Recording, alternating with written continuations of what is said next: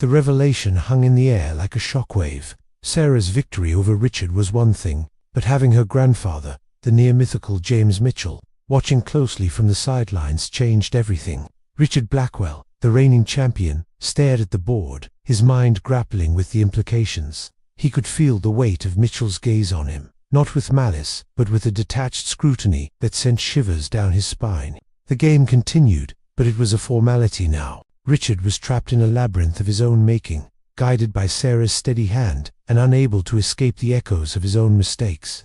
With the quiet grace of a master sniper, Sarah sealed the deal, and Richard offered his hand in defeat. A smattering of applause rose from the spectators, but Mitchell barely acknowledged them. His eyes were still fixed on the board, replaying moves as though chasing phantoms. Later, after the initial shock wore off, whispers replaced applause. Who was this girl? How had she mastered such an intricate game? And how did she have the Mitchell bloodline running through her veins? We do want to know exactly what happened next, because the internet has decided that Chapter 2 will never exist. But here is how it might have gone if the platform would stop trying to ruin lives. After the match, Sarah and her grandfather stood side by side in the sea of congratulating players and fans. Her cheeks were flushed, not with arrogance, but with a quiet sense of accomplishment. James Mitchell, though, remained stoic. He returned the greetings politely, but his gaze was distant. The whispers reached them, like tendrils, grasping at any scrap of information. What about the Mitchell bloodline? Someone called out. Mitchell stopped, turned slowly, and his eyes narrowed. That is none of your business, he stated flatly. Sarah laid a hand on his arm. Grandfather, she began softly, sensing his agitation, but he shook her off gently and addressed the crowd directly. My granddaughter is a fine player, but she doesn't owe anyone an explanation. The abrupt shift in tone silenced the room. No one had expected Mitchell to care so deeply about his privacy. Sarah knew better than to push him. She understood his silences, his sudden shifts. But to the chess community, it was perplexing. Why had Mitchell, a man who had spent his career in the public eye, retreated so completely? What secrets lay hidden behind his carefully constructed walls? One of the people in the crowd that evening noticed Mitchell's reaction. Someone with keen eyes and sharper instincts. Alexander Petrov, a rising star in the chess world, saw the rare flash of emotion cross Mitchell's face, heard the underlying steel in his voice. He understood more than anyone that Mitchell wasn't just guarding a secret. He was shielding a legacy. Petrov didn't have the audacity to pry, but he filed it away for future reference. He sensed there was a story in here somewhere, a tale that stretched beyond the confines of the chessboard, and he was determined to uncover it. Over the next few days, the chess world buzzed with Sarah's victory and the mysterious reappearance of James Mitchell. Her name was mentioned in forums, debated in chat rooms. People dug through records, trying to piece together her lineage, her mentors, anything to explain her sudden emergence. But the deeper they dug, the more elusive her origins became. It was as if she had materialized from thin air, a ghost in the machine. Meanwhile, Sarah and her grandfather returned to their quiet routine. The news cycle moved on, and the chess community began to focus on other topics. But for Petrov, the intrigue was only beginning. He wanted to understand, not just her rise in the chess world, but what drove James Mitchell to secrecy. Was it personal tragedy, professional scandal, or something more sinister? Petrov started with research, poring over old magazines, watching grainy YouTube videos of Mitchell's games, anything to get closer to the man himself. He was looking for clues, for a thread that could unravel the mystery. One rainy afternoon, deep in his research, Petrov stumbled upon a lead. A local journalist in Chicago had written a small piece on Mitchell's return. Petrov reached out. He needed to talk to this person, to hear their first-hand account. As the rain lashed against his window, Petrov listened intently. The journalist's words painted a picture of Mitchell as a recluse, haunted by something in his past. He spoke of Mitchell's reclusive nature, his aversion to publicity, and his deep connection to his granddaughter. But he also hinted at a dark undercurrent, something that drove Mitchell to abandon the limelight and disappear. The journalist had tried to dig deeper, but had been met with stonewalling silence. Mitchell was a fortress, and no amount of probing could break through his defenses. For Petrov, the puzzle only became more intriguing. He realized this wouldn't be a simple investigation. He was dealing with a legend shrouded in shadows. Mitchell hadn't given interviews in decades for a reason, but Petrov wasn't willing to give up. He understood the burden of legacy, the weight of expectations, and he saw those same struggles mirrored in Mitchell's guarded eyes. Petrov knew he had to tread carefully. He reached out to Sarah, hoping she could shed some light on her grandfather's past, but he wasn't prepared for her response. She agreed to meet him at a small cafe near her home, a worn copy of The Art of War tucked under her arm. They talked about strategy, not on the chessboard, but in terms of revealing secrets. She gave him glimpses of her grandfather, not the legendary James Mitchell, but a man wrestling with demons only he could see. Petrov saw the strength in Sarah's quiet demeanor, the same strength that had allowed her to thrive despite her grandfather's absence. Their conversation ended without answers, but with a mutual respect. Petrov had come seeking knowledge, but he realized he had found an ally. He promised Sarah he wouldn't give up on uncovering her grandfather's past, not for fame, but for understanding. As the weeks turned into months, Petrov's quest became an obsession. He scoured old tournament archives, reached out to retired players, all in an effort to paint a complete picture of Mitchell's life. He wanted to understand what drove him, what broke him, and how he rebuilt himself in the shadows. Slowly, a new narrative emerged, a James Mitchell defined not just by his chess prowess, but by his humanity. Petrov began to see Mitchell not as a ghost, but as a living, breathing person with fears, hopes, and regrets. And in doing so, he uncovered the key to the Mitchell mystery. The truth wasn't a scandal, a tragedy, or a betrayal. It was love. It was the quiet, unwavering love between a grandfather and granddaughter, a bond that defied generations and the passage of time. Petrov understood then why Mitchell had withdrawn from the world. It wasn't to escape scrutiny or relive his glory days. It was to protect what mattered most to him. He had seen too much of the darkness in the sport, too many friendships ruined by ambition, too many rivalries poisoned by envy. And he wanted to shield his granddaughter from that. Mitchell hadn't disappeared. He had retreated to preserve the purity of the game he loved, the legacy he cherished, and the bond he shared with the most important person in his life, his granddaughter. Petrov finished his article, and it wasn't a fluff piece or a gossip column. It was a tribute to James Mitchell, the man, the player, and the grandfather. It was a testament to a life lived on and off the chessboard, a life defined not by trophies or titles, but by love and loyalty. The article became a sensation in the chess world, not for its sensationalism, but for its honesty.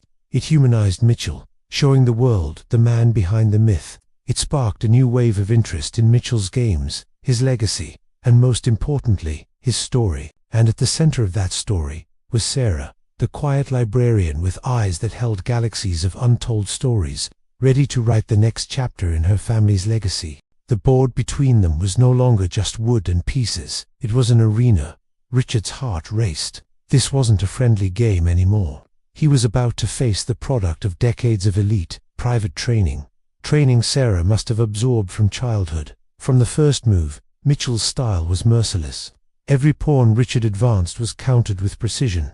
Every trap he laid was dismantled before it could spring. Within minutes, the board felt like a maze closing in on him. And as Sarah watched quietly from the side, Richard understood the truth. He hadn't just underestimated her. He'd stepped into the shadow of a master. The clock ticked down, its rhythmic click filling the hushed hall. Richard sat forward, elbows on the table, eyes darting between the dwindling spaces on the board. Sarah's pieces had crept in like a quiet tide, each one now poised in perfect harmony. By move 35, the trap had fully closed. With a calm, deliberate motion, Sarah slid her rook down the 7th rank, cutting through his last line of defense. The crowd leaned in. Every seasoned player in the room could see it now. Checkmate in 6 moves. No escape, no swindle. Richard's hand hovered above the board. He scanned for miracles, for blunders, for anything to claw his way back. But the position was airtight. Every square was accounted for, every counter smothered before it could be born. His breathing slowed. For the first time in over a decade, the reality settled in. He was beaten, not by another grandmaster, not by a rising prodigy with sponsors and a trophy shelf, but by an unranked librarian who walked in off the street. Richard leaned back, his chair creaking under the weight of the moment. With 2 fingers, he tipped his king forward. The soft clink echoed louder than the crowd's sudden gasp. It was his first resignation in more than 10 years. The silence broke in a wave of murmurs, disbelief, and scattered applause. Players craned their necks for a glimpse of the woman who had just dismantled the feared Richard Blackwell. Sarah only smiled faintly, offering her hand across the board. Richard took it, his grip firm, his eyes a mixture of respect and something else. Perhaps the lingering shock of realizing that legends can be made anywhere, even behind the quiet desk of a library. It was past midnight when the last echoes of applause faded from the grand hall, now empty. The space where moments ago hundreds of players had been locked in fierce competition was silent. Only the soft glow of the exit lights spilled onto the polished floor, illuminating dust motes dancing in the stillness. In the center of it all, the chessboard remained set, a silent testament to the monumental upset of the evening, each piece frozen in its place, narrating a story that had just begun. The board had been a battleground, a silent war of strategies, and Sarah's victory was etched into every square. But it was a victory that whispered more than just her skill. It spoke of years of dedication, of countless hours spent in solitude honing her craft, of facing down countless mental battles and emerging stronger each time. It was a victory that had been years in the making. In the hallowed halls of Blackwood Manor, amidst the echoing emptiness, Sarah stood with her pieces packed away. Her face held the serenity of a winter night, her eyes reflecting the soft glow of the hall lights. She was surrounded by an audience, yet there was no fanfare, no flashing cameras, only the respectful gazes of those who understood the magnitude of the evening's events. Some were seasoned grandmasters, their faces etched with the lines of countless victories and defeats. Others were young players whose eyes shone with admiration and nascent ambition. But all of them were united in their appreciation of the quiet storm that had just unfolded on the chessboard. The first to break the silence was Grandmaster Petrov, his Russian accent thick with emotion. "You played brilliantly, Sarah. Your control over the position, your ability to anticipate your opponent's moves, it's masterful." His gaze was intense, missing nothing, and his words carried the weight of his decades-long career. Sarah inclined her head in acknowledgement. "Thank you, Grandmaster Petrov. Your insight means a lot." She paused, meeting the gazes of the other players. "I just played my game. I didn't expect this." She gestured to the hushed hall round them, her voice betraying none of the astonishment she felt. But it was old man Hemlock, his face a roadmap of past victories and defeats, who spoke the sentiment on everyone's minds. "This is just the beginning, Sarah. Tonight, you've shown us all what you're capable of. Where you go from here is up to you."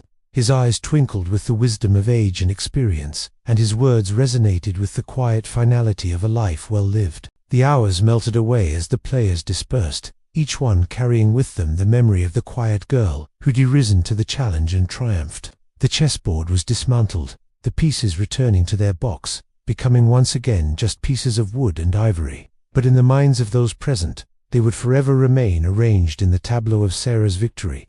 Outside, the fresh night air brought a welcome change after the stuffy atmosphere of the hall. Sarah breathed deeply, feeling the city sounds wash over her, a stark contrast to the hush of the playing hall, the bustling streets, the distant hum of traffic, the murmur of late-night conversations. It was a symphony of urban life that she'd grown up with. Yet tonight, it was as if these sounds were new to her, their familiarity providing a grounding sensation.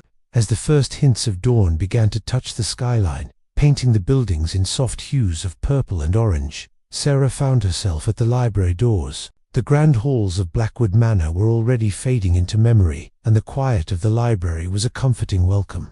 The scent of old books, the soft carpet muffling her steps, the hushed reverence of the place where knowledge slept. It was a sanctuary. At her desk, surrounded by the familiar clutter of her daily life, Sarah began sorting through the mail that had accumulated overnight. Letters from faraway lands, parcels waiting to be shipped, overdue notices tucked into corners. Each item carried with it a story, a connection to the world outside the library walls. And as she processed them, she felt a sense of belonging, of being rooted in the everyday magic of existence. It wasn't until the morning sun slanted through the window, catching the dust motes dancing in its beams, that she opened the package sent by the tournament organizers. Inside, nestled in protective packaging, was a heavy trophy of silver and glass. Its surface shimmered, reflecting the light in 1,000 tiny shards, a fitting symbol of the dazzling upset of the previous night. It was a tangible representation of her achievement, a victory that had shaken the foundations of the chess world. Yet as Sarah looked at the trophy, she saw more than just an object made of metal and glass. She saw the embodiment of years of hard work, of countless hours spent honing her skills when others were out playing, socializing, living the life of a carefree child. She saw the dedication that had driven her to excel, the passion that had kept her going when the going got tough. And then she saw the reflection of something else in the trophy's depths, something that startled her. It was the face of a girl who was not yet a legend, but who had the potential to become one. It was the face of someone who was not defined by a single victory, but by the sum total of her experiences, her defeats and her triumphs, her challenges and her successes. It was the face of Sarah, the librarian, a title that held within it a quiet strength, a reservoir of untapped power. For in the realm of ideas and stories, where knowledge was her dominion, she was more than just a pawn in someone else's game. She was the queen. And as she placed the trophy on her desk, letting its presence mingle with the scent of aging paper and leather, she knew that her journey was far from over. The world was vast, filled with countless stories waiting to be discovered, and she was ready to find them all.